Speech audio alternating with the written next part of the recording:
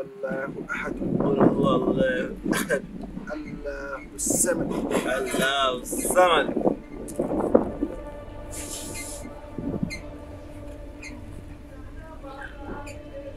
لا malam komi o janga komi waɗi nan mi janga na malam asim tatadi ganga malam mi wawi bindi am toni mi janga qul huwa allahu ahadna ya ware mundo mi siga malam miɗo janga ya wala ya sannu malam sannu mallu Mois na watti maɗo sannu ma bisimillah joɗi aɗo sati jam Mois dina maɗo on fottiniyam allah maɗo bo mi yardi mo kay mon mi wari a yeccami dina maɗo dalande on nastugo may a nastinami mi famay ko o yiɗi wiwude a wi noy dina mako ɗo mi ƴema dalanoy ɓe nastata mi yoɓa o nastinami o yiɗi o naata islam masha allah allahu akbar ɗo kasaɗay dina islam to a natan na sai to a yoɓi dala gotel a yoɓata dina islam masha allah a tabbiti fakat ɓe dolay ma an on yiɗi nastugo dina islam wala ndeni min feere am wari haɗo wala mo waddi am gana mi yardi kam sai a ɓaditagal ɗo seɗɗa to komi wi pat sai a lornita ɓawo man a wiita to mallu a ɓamta jungo ashhadu ashhadu alla ilaha illallah allah la ilaha illallah wa ashhadu anna muhammadar rasulullah anna muhammadar rasulullah sallallahu alaihi wasallam sallallahu wa ashhadu anna isa rasulullah masha allah ko waɗi mi wima ashhadu anna isa rasulullah ɗo wonɗo hositiri isa ɗum allah isa ɗum allah himɓe feere gal mon bo fiya isa ɓingel allah bannini mallu na banni isa annabijo allah min ɗo yerdimo kanko bo annabojo on ba min ɗo yerdi muhammadu annabojo ɗon ilaɗo allah masha allah assalamu aleykum a natiti to mallu ofno bandi koma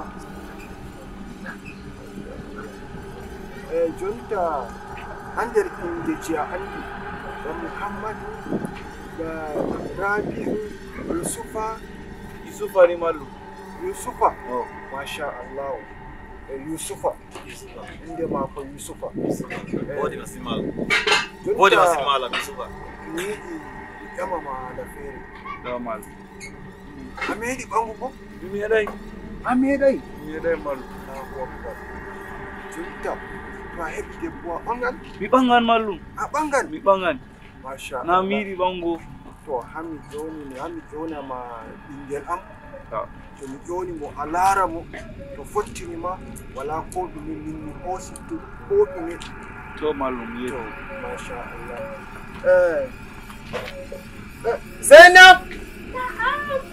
zainabu abu wara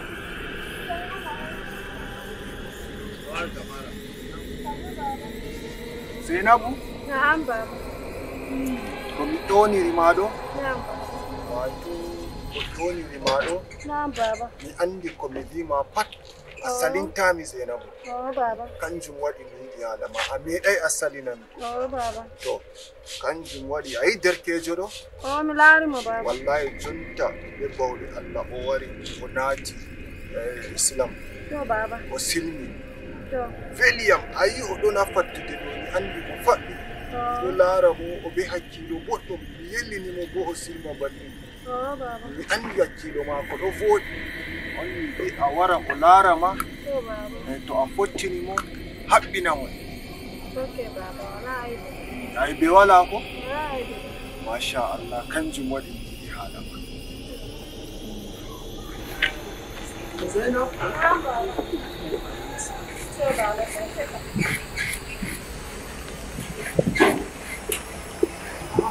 Yusuf Muhammadu Koya na hokki am debbo nan dillan de maako si al'ada mun jinani ɗo a vurtika ɗo wonayi al'ada dina min kam mi nufi to hokki am debbo kam mi hokki am mo dilla de maako sai to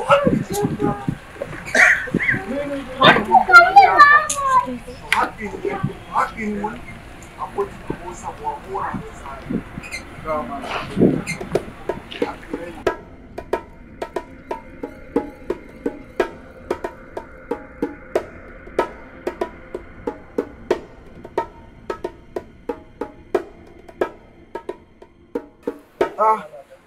aɗa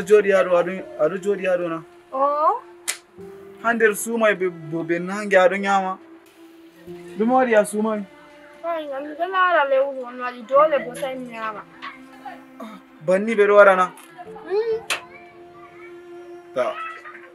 mi nani sai a umma a juula ha mi yaha juulirde To ba za a yi ba sai tawan.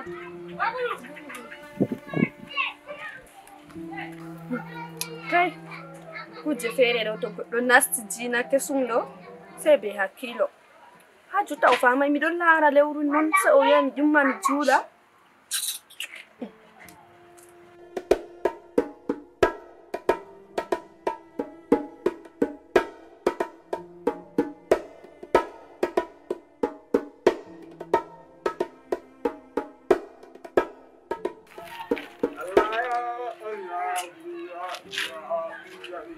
Allah ya Allah